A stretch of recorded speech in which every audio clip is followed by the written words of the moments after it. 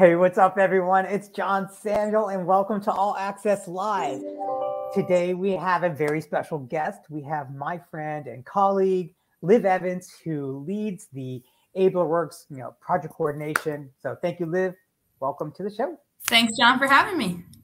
Awesome. I wanted you to back. You've been here before. You're a second-time guest. But, when you came on last time, it was like, what, 6 months ago? Yeah, it was my first week of work at Ablr, I think. It was the first week of October. Yeah. And since then, a lot has happened, and I really wanted you back so we can talk about all the cool things that have been going on since you joined. Because, when you joined, we had just signed our contract with the North Carolina Division of Services for the Blind to launch our workforce development program. And can you give us an update of what's happened since then?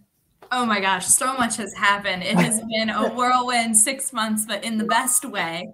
The first thing that I think is most notable is we had 8 wonderful candidates move through our milestone 4 core curriculum of the Ablr Accessibility Analyst course, and they successfully completed their core curriculum. We had 8 of 8 students complete the core curriculum program, and they have just done a wonderful job with taking everything with being the first cohort in stride. They have always been giving us wonderful feedback that we've been able to share with our program and make the program better at every step. So that's been really fantastic to be a part of and to watch the growth of these candidates throughout the time that they've been with us.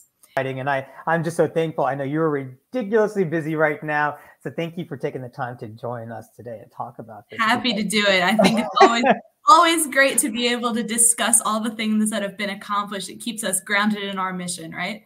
Yeah, no, for sure. Before we even go any further, I need to give a big shout out to you, Shannon, and Angus for all of your work on this and making it successful. And a shout out to all the 8, that first cohort. They're the guinea pigs. They're the ones who had to go through,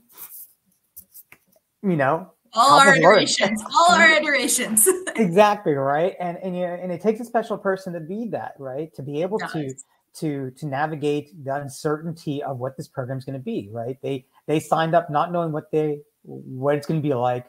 And they've been troopers, like you said, giving us feedback and truly being, partners in this initial launch. But that shows too, John, how successful that they're going to be as professionals, because navigating ambiguity is one of those modern day work skills that is at times it's not communicated how important that navigation of ambiguity is. But our elite 8, as we can call them, they have shown us that they can navigate ambiguity and they can move forward in that uncertainty and continue to make progress. So we have high hopes for them as they move forward on their career path. That's so true, right? It's one of those skills of the modern workforce, right? It's like that managing ambiguity, being able to kind of just keep persevering, moving forward. Shout outs to them. So really proud of them. But, we've had, some really amazing experience, the 16-week technical training aspect that just completed. But I'd like to also talk about, the career exploration aspects of it. There's been other things that they've gone through. So can you talk a little bit more about, aside from just the accessibility training that they went through, which is virtual and, live instruction. But can you talk about the other aspects of the program that they went through? Totally, yes. So the way that the program starts off for every single candidate is they take an assessment with our instructor, Shannon. And Shannon guides them through professional interview questions and then also a technical skills portion where they share their screen on Zoom and they perform different tasks that are needed in, as we've called, the modern workforce, and that they're needed to successfully complete the training and meet the rigor of the program. Yeah. So we are trying to gauge what are the skills that this person has, and are they going to be able to meet the rigor of that core curriculum milestone?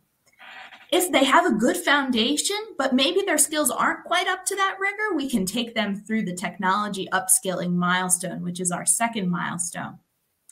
Now, this will teach them all of those skills that they need on the professional platforms such as email, Microsoft Word, navigating the internet, how to files in different places and folders and navigate their computer files, and really get them to that point where they're going to be ready to take on the challenge of the core curriculum. Of course, then we also have our guest speaker series. That's the final aspect of Milestone 3. And we have a guest speaker on 3 Fridays per month for those 3 months who come in to discuss with them what their career journey has been like, or it might also be a soft skills workshop. So we were lucky to have Sharon McLeod come and speak with our candidates about effective communication and virtual presentations, and gave them some excellent skills and models to use when they're presenting. Yeah, no, it's awesome, right? Like, because it wasn't just that technical training, right? That's right. They got this well-rounded experience, you know, hearing from folks in the field, you know, folks doing this stuff. And then, you know, it's invaluable to get that experience with Sharon, that professional development skills. And, you know, again, as we've talked about it, we're not just training someone to become a digital accessibility analyst. We're training them to be a strong employee, right? Right. A whole-rounded aspect. And we're not training them for a job. We're training them for a career. And that is a really important distinction about our program, because you can put someone in a job, you can teach them the technical skills, but what are those things that make a great employee? You know, being easy to work with is an undervalued job skill these days. And that is really something that these folks are learning through that soft skills development in Milestone 3 and with the hands-on experience in the internship. That's correct, right? So it's really exciting that they're getting this internship, because we understand that companies, you know, they are risk adverse. They want to make sure that people can come in, right? They qualify them by saying, okay, they have the certification, check. Do they have that live, that actual experience? And that's what we're giving them, right? Mm-hmm, that's right. Access to it. So yeah, I think the differentiator about the Ablr Works program is that it's a hands-on and experiential. And also you're getting really personal support from the instructors and the staff for the course. We really care about each and every one of our candidates and want to see them succeed. Yeah, for sure, right? Because like, I mean, we're seeing lots of different, you know, programs are coming out. There's a lot of different options for folks to take, but you know, we really wanted to make sure that we're setting folks up for success. And I think a lot has to do because, you know, we've lived it, right? Right. Folks on our team have lived it in their own careers and experiences. So nothing about us without us, right? That's right. That's right. Absolutely. And it also draws on that proximity builds empathy piece that we talk about so often, where we're giving folks the opportunity to work alongside people with similar challenges that they have in their day-to-day life, which allows them to develop their empathy and develop those relational skills that are important in the job setting as well. Yeah, for sure. You know, I want to kind of talk about the Elite 8, those 8 first. The Elite 8. Yeah, the Elite 8, right? Because I mean, there's a couple things that really kind of, you know, really surprised me, and it really came around the diversity of the program of the candidates. Can you talk about that and kind of what has that meant for you as well? Yeah, absolutely. So I was so surprised when I came into Ablr, the first cohort that was already established. So we were getting ready to ramp up the program and begin with orientation. Excuse me. We're going to begin with orientation soon after I joined the team. Yeah. I really got a quick orientation, quick orientation myself to everything that was going on at Ablr and with Ablr Works in particular.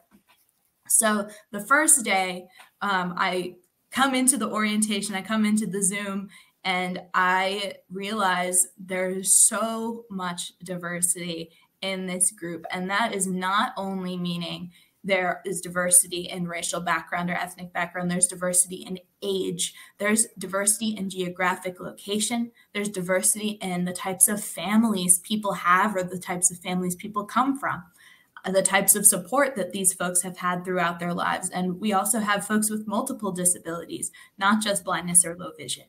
So the diversity of this program really spoke to me because I was able to see that when you invite one marginalized group to the table, you are inviting all of the marginalized groups to the table. And that is such an important thing that I've taken away from this program, is how much inclusion becomes further reaching than you can imagine when you start with including one group. You'll be surprised who else you include when you do that initial outreach. Yeah, for sure. Right. One of the things about a lot of workforce programs out there are, you and I have talked about this, is we don't want to be a statistic. That's right. We don't want to be a statistic that is, we train the people just for the sake of training and getting money, right? Absolutely. Absolutely. We are mission driven. We are focused on getting people employed, right? So that's what our overall objective is. And can you kind of talk about why is that passionate? Why is that, why are you passionate about that? Because I know why I'm passionate about it. Yeah. And why you are too, because I think we align very much. Yeah. I mean, we know the statistics, right? There's no need to go through all the statistics. We know people with disabilities have higher rates of unemployment than their able-bodied peers, and that this is a giant barrier in the United States.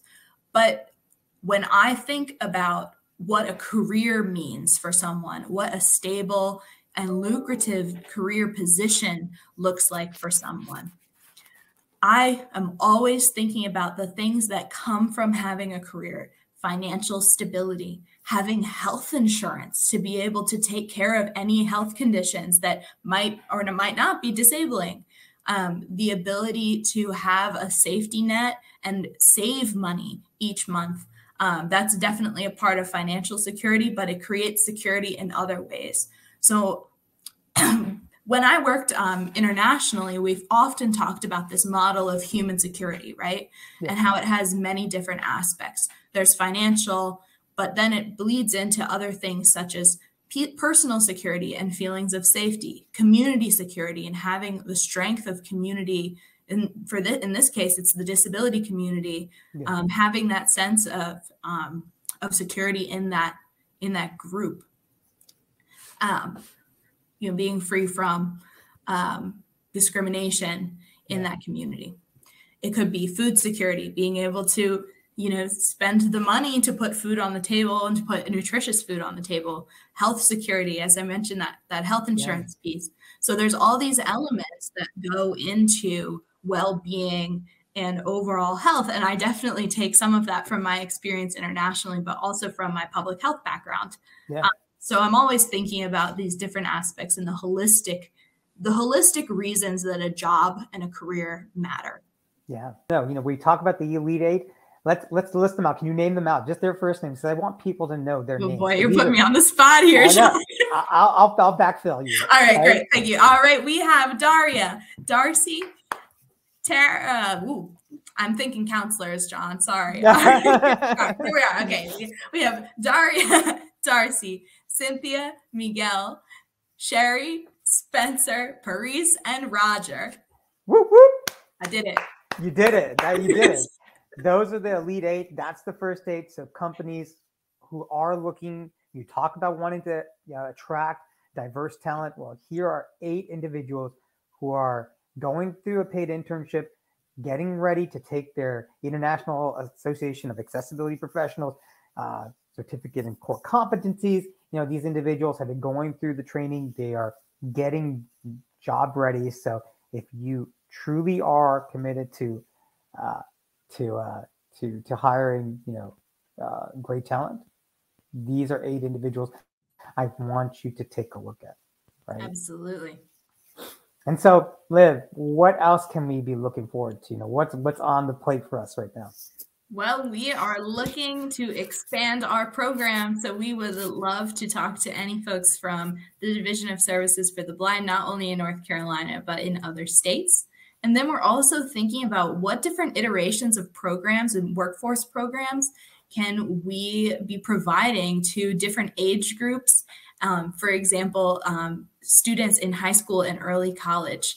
This is a really exciting opportunity for us to start workforce development earlier. So we've seen tremendous growth in our 8 folks as adults, and imagine the growth that could happen if we start this process at an earlier age and teach those professional skills and give those career exploration opportunities to folks when they are in high school and early college, what type of impact that could make.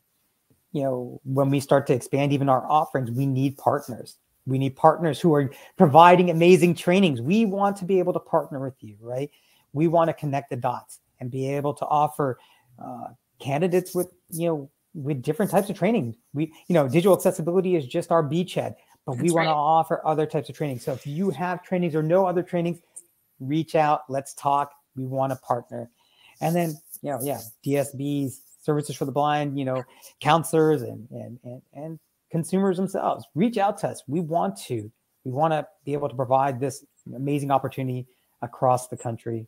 Absolutely. And, but I do have to give another shout out to you, Liv, and Shannon and Angus. Thanks, John. You've done such a great job. Like you said, Liv, you literally joined days before launching the program, and what is the term? Grace under fire, right? Sure. Yeah. You've handled this. You've managed everything. Amazingly well. So I'm so thankful for you on the team. Thank you. It's been a great deal of fun. I've really enjoyed it, and I'm lucky to be able to help in building something really extraordinary with this program.